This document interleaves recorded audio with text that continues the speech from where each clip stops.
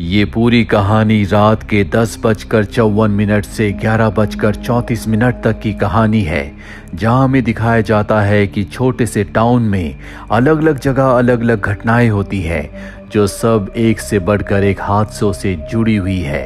इन 40 मिनटों में यहाँ पर क्या हुआ, आपको कहानी के अंत तक सब कुछ समझ में आ जाएगा। Bollywood silver screen presenting 11:14 PM।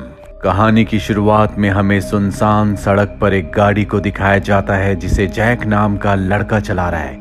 Jack ने ड्रिंक की है, साथ ही वो फोन पर किसी से बात कर रहा है। उसकी गाड़ी के डैशबोर्ड पर जो घड़ी है उसमें टाइम दिखाया जाता है, जिस पर 11:14 हो रहे हैं। ये रात का वक्त है। तभी उसकी गाड़ी एक ब्रिज के नीचे से गुजरती है। उसकी गाड़ी के फ्रंट शीशे से कुछ टकराता है। इस वजह से जैक को गाड़ी रोकनी पड़ती है, और जब वो गाड़ी से बाहर आता है तो देखता है कि वहां पर एक लड़के की बॉडी है, जिसका चेहरा पूरी तरह से खराब है। पीछे से एक और गाड़ी आ रही होती है। जैक ड्रंक है, वो डर जाता है, इसीलिए वो उस बॉडी को अपनी गाड़ी के पीछे छुपा देता है। अब जो पीछे से गाड़ी आ रही होती है उसकी गाड़ी के सामने रुकती है, जिसमें एक लड़की है जिसका नाम नॉर्मा है। नॉर्मा कहती है कि शायद तुम्हारी गाड़ी से हिरन टकराया है, यहाँ पर अक्सर ऐसा होता रहता है। मैं पुलिस को कॉल करके तुम्हारी मदद के लिए यहाँ पर बुलाती हूँ। हालांकि वो उसे मना करता है, लेकिन नॉर्मा पुलिस को कॉल करके लोकेशन बता देती है और इस जगह से चली जाती है। और अब क्योंकि यहाँ पर पुलिस आने वाली है, इसीलिए वो उस बॉडी को एक चादर में लपेटकर अपनी गाड़ी की डिक्की में रख देता है। और इससे पहले कि वो यहाँ से निकलता, एक पुलिस की गाड़ी आती है, जिससे पुलिस ऑफिसर उतरकर उसके पास आता है और कहता है कि हमें अभी अभी इन्फॉर्म किया गया था कि तुम्हारी गाड़ी से हिरन टकराया है। जैक कहता है हाँ, लेकिन वो भाग गया। पुलिस वाला जब उसकी आंखें देखता है तो समझ जाता है कि जैक ने ड्रिंक की है, इसीलिए वो उसे गाड़ी से उतरने के लिए कहता है और उसकी गाड़ी के पेपर्स चेक करता है। पर जब वो जैक का लाइसेंस देखता है तो उसे पता चलता है कि 3 महीने पहले उसका लाइसेंस एक्सपायर हो चुका है और बिना लाइसेंस के गाड़ी चलाना एक जुर्म है। इसीलिए वो जैक को हथकड़ी पहनाकर अपनी गाड़ी में बैठने के लिए कहता है। पर इससे पहले कि दोनों पुलिस वाले की गाड़ी में बैठते, पुलिस वाला जैक की गाड़ी की डिक्की में खून देख लेता है, जिसके बाद वो गाड़ी की डिक्की खोलता है और वो देखता है कि उसमें डेड बॉडी है, जो देखकर वो हैरान हो जाता है। और अब वो जैक को कहता है कि मेरी गाड़ी में बैठो। और जब जैक पुलिस वाले की गाड़ी के पास जाता है तो वो देखता है कि उसमें एक लड़का और लड़की पहले से बैठे हैं, जिसमें लड़की का नाम बजी और लड़के का नाम डफी होता है। अब जैक के हाथ खुल चुके हैं, इसीलिए वो जंगल की तरफ भागना शुरू कर देता है। पुलिस वाला उसका पीछा करता है और इस मौके का फायदा उठाकर डफी और बजी पुलिस वाले की गाड़ी से उतरकर भाग जाते हैं। वहीं जैक को दिखाया जाता है जो भागते भागते एक घर के पास पहुंचता है, जहां से एक लेडी अंदर से आवाज लगाते हुए बाहर आती है।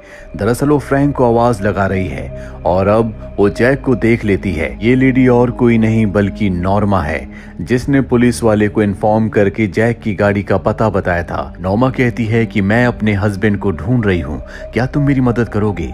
जैक कहता है कि हाँ, दरअसल उसने जैक को पहचान लिया है। और अब ये दोनों मिलकर नॉर्मा के हस्बैंड को ढूंढना शुरू कर देते हैं। नॉर्मा बहुत परेशान होती है। वो जैक को बताती है कि अभी अभी मुझे इन्फॉर्मेशन मिली है कि मेरे बच्चे का किसी ने एक्सीडेंट कर दिया है, जिसमें उसकी मृत्यु हो गई।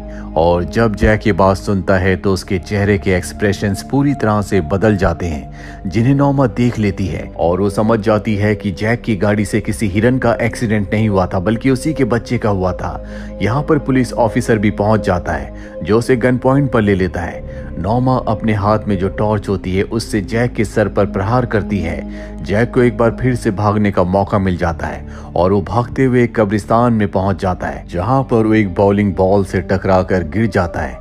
इस बॉल पर नाम लिखा होता है डफी। डफी वही लड़का है जो पुलिस वाले की गाड़ी के पीछे लड़की के साथ बैठा था।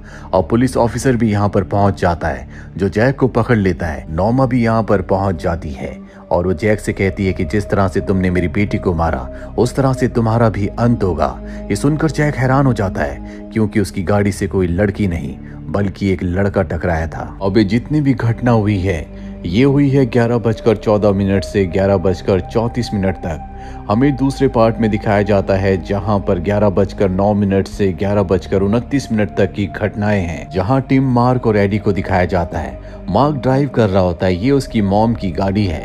ये गाड़ी में बहुत मस्ती कर रहे होते हैं और तभी मार्क एक डोनट अपनी गाड़ी से बाहर फेंकता है, जो सामने से आ रही गाड़ी के फ्रंट ग्लास यानी कि विंडशील्ड पर गिरता है। इसके बाद हमें दिखाया जाता है कि टिम और एडी पीछे गाड़ी में एक बुक को जलाकर बाहर फेंक देते हैं। अब भी एडी का दिल नहीं भरता, इसीलिए वो गाड़ी से बाहर पी करना शुरू कर देता है। मार्क उसे ऐसा करने से मना करता है, लेकिन एडी उसकी बात नहीं मानता।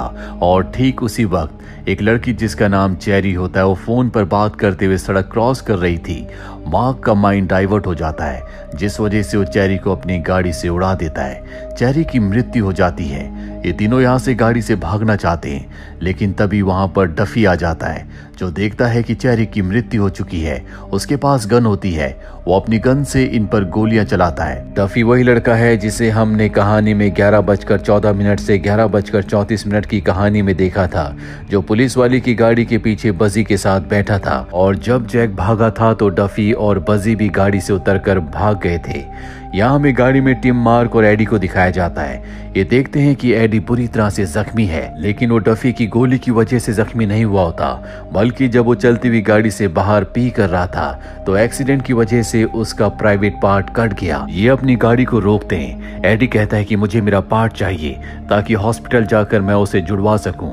टिम कहता है कि तुम यहीं रुको, मैं उसे लेकर आता हूं। इसके बाद टिम एक्सीडेंट वाली जगह पर जाता है, जहां पर वो देखता है कि पुलिस ने डफी को पकड़ लिया है क्योंकि उसने गोलियां चलाई थी। यहाँ पर एम्बुलेंस भी होती है, जो लड़की की बॉडी को एम्बुलेंस में रखने की तैयारी कर रहे होते हैं। टिम एडी के पार्ट को ढूंढ रहा होता है और तभी उसे एम्बुलेंस के अंदर एक बॉक्स दिखता है जिसमें एडी का प्राइवेट पार्ट है। पर इससे पहले कि वो उस बॉक्स को ले जाता, यहाँ पर एम्बुलेंस के 2 एम्प्लॉयज आ जाते हैं जो उससे पूछताछ करने लगते हैं। उन्हें टिम पर शक हो जाता है, वो टिम को पकड़ लेते हैं। तभी यहाँ पर नॉर्मा का हस्बैंड आ जाता है, जो एम्बुलेंस वाले से पूछता है मेरी बेटी ठीक तो है। टिम को मौका मिल जाता है, वो उस बॉक्स को लेकर यहाँ से भाग जाता है जिसमें उसके दोस्त एडी का प्राइवेट पार्ट है। हालांकि एम्बुलेंस वाला उसका पीछा भी करता है, लेकिन वो अपने दोस्तों के साथ गाड़ी से इस जगह से उस बॉक्स को लेकर भागने में कामयाब हो जाता है। इसके बाद हमें इसी कहानी का तीसरा पार्ट दिखाया जाता है, जो 11:04 से 11:24 तक का है, जहां पर हमें नॉर्मा के हस्बैंड को दिखाया जाता है। उसकी बेटी उसकी गाड़ी की चाबी लेकर यहाँ से निकल जाती है, जिसके बाद नॉर्मा का हस्बैंड अपने डॉग को लेकर पास के कब्रिस्तान में जाता है। ये वही कब्रिस्तान है जहां पर पुलिस वाले ने जैक को पकड़ा था। नॉर्मा के हस्बैंड को यहाँ पर अपनी बेटी चेरी की चाबियां मिलती है, जो कि उसकी गाड़ी की चाबियां है। जो बात उसे बहुत अजीब लगती है, उसे समझ नहीं आता कि उसकी बेटी यहाँ पर क्यों आई थी। तभी वो देखता है कि एक कब्र के पास एक लड़का लेटा हुआ है, पर जब वो पास जाता है तो वो देखता है कि ऊपर जो मूर्ति होती है उसका सर इस लड़के के मुंह के ऊपर गिर गया था, जिस वजह से इसकी मृत्यु हो गई है। वो इस लड़के को जानता है क्योंकि ये उसकी बेटी चेरी का बॉयफ्रेंड है, जिसे वो बिल्कुल पसंद नहीं करता। और कुछ ही देर पहले चेरी इसी लड़के के साथ गई थी और अब वो समझ जाता है कि उसकी बेटी चेरी ने इस लड़के को मारा है। वो अपनी बेटी चेरी को बचाना चाहता है, इसीलिए वो मूर्ति के सर को पास में ही गाड़ देता है, जिसके बाद वो बॉडी को अपनी बेटी की गाड़ी की डिक्की में रखकर यहाँ से निकल पड़ता है। और जब वो मेन रोड पर होता है तभी उसकी गाड़ी की विंडशील्ड यानी कि फ्रंट गिलास पर कोई डोनट मारता है। और ये काम और किसी का नहीं, बल्कि जो हमने दूसरी कहानी में मार्क, एडी और टिम को देखा था, ये उन्हीं का काम है। अब वो अपनी गाड़ी को एक ब्रिज के ऊपर रोकता है और उस लड़के की बॉडी को अपनी डिक्की से बाहर निकालता है। तभी वहां पर एक गाड़ी आकर रुकती है, इसीलिए वो छुप जाता है। और अब उस गाड़ी के जाने के बाद वो उस लड़के की डेड बॉडी को ऊपर से नीचे फेंक देता और ठीक उसी वक्त नीचे से एक गाड़ी जा रही होती है। वो डेड बॉडी उस गाड़ी के फ्रंट ग्लास पर लगती है और ये गाड़ी और किसी की नहीं बल्कि जैक की है, जिसे हमने इस कहानी की शुरुआत में देखा था, जिसकी गाड़ी से कोई टकरा गया था।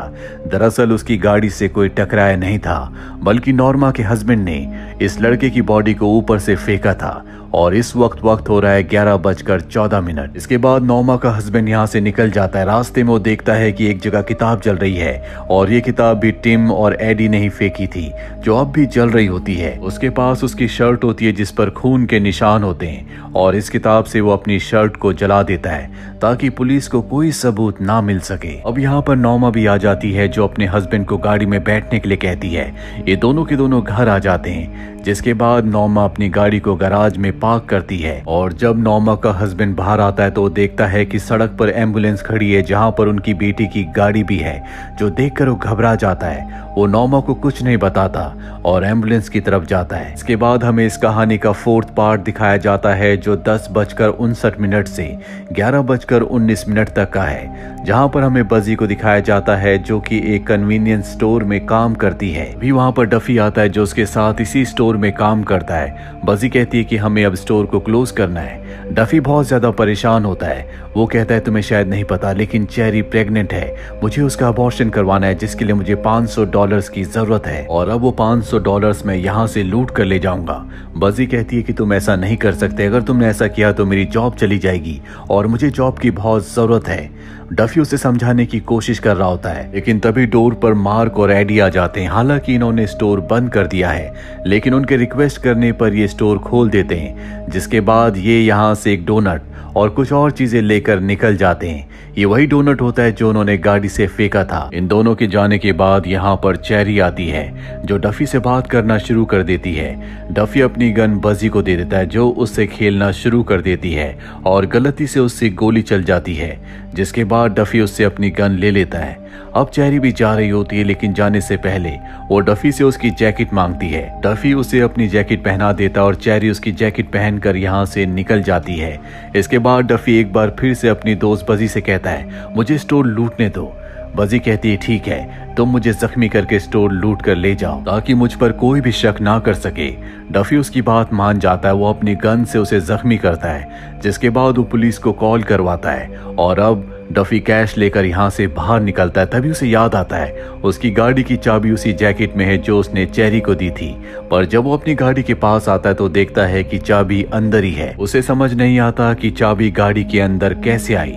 वो जल्दी से यहाँ से गाड़ी लेकर निकल जाता है और तभी वो रास्ते में ब्रिज के किनारे एक गाड़ी को देखता है जिसके फ्रंट शीशे पर यानी कि विंडशील्ड पर डोनट लगा होता है और डॉग उसे चाट रहा है। वो अपनी गाड़ी को वहां पर रोकता है। ये वही पल होता है जब नॉर्मा के हस्बैंड के फ्रंट ग्लास पर मैक्स और उसके साथियों ने डोनट मारा था और उसने अपनी गाड़ी रोक ली थी और डफी की गाड़ी को देखने के बाद नॉर्मा का हस्बैंड छुप गया था, पर जब गाड़ी यहाँ से चली गई थी तो नॉर्मा के हस्बैंड ने उस बॉडी को ऊपर से नीचे फेंक दिया था जो बॉडी जैक की गाड़ी से टकराई थी। यहाँ से डफी निकल जाता है और वो सीधा उस जगह जाता है जहाँ पर चेरी होती है।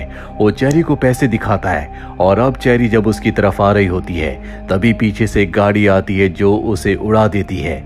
ये गाड़ी और किसी की नहीं बल्कि माँ की है जिसमें टिम और एडी भी बैठे हुए हैं और अब वो उस गाड़ी पर गोलियां चलाना शुरू कर देता है। ये तीनों यहाँ से गाड़ी लेकर भाग जाते हैं। गोलियों की आवाज सुनने के बाद पुलिस ऑफिसर यहाँ पर आ जाता है जो डफी को पहचान जाता है कि ये पास की कन्वीनियंस स्टोर में काम करता है।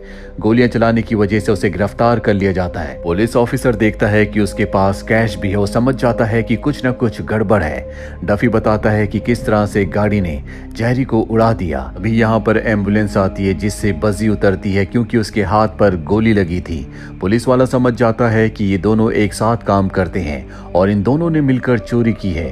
वो डफी से कहता है क्या ये तुम्हारे साथ मिली हुई थी? वो कहता है कि नहीं, पर पुलिस वाला समझ जाता है। वो कहता है कि जो टेक्निक जो तरीका तुमने चोरी का अपनाया है ये बहुत पुराना हो चुका है और वो उन दोनों को गाड़ी के पीछे बैठा देता है। इसके बाद हमें कहानी का 5th पार्ट दिखाया जाता है जो 10:54 से 11:14 तक का है, जहां हमें चेरी को दिखाया जाता है जो अपने घर पर है और वक्त हो रहा होता है 10:54। चेरी किसी से फोन पर बात कर रही होती है और तभी बाहर एक गाड़ी आती है जो कि उसके बॉयफ्रेंड की है जिसका नाम एरोन है। उसके पिता कहते हैं कि वो तुम्हें फिजिकली अब्यूज करता है, तुम पर हाथ उठाता है। तुम्हें अगर उसने इस बार कोई भी नुकसान पहुंचाया तो मैं उसे नहीं छोड़ूंगा। चेरी कहती है कि डैड अब मैं बड़ी हो चुकी हूँ, मैं अपना ध्यान रख सकती हूँ। इसके बाद वो बाहर चली जाती है जहां पर उसका बॉयफ्रेंड कहता है कि मैं तुम्हारे साथ कुछ प्राइवेट टाइम बिताना चाहता हूं।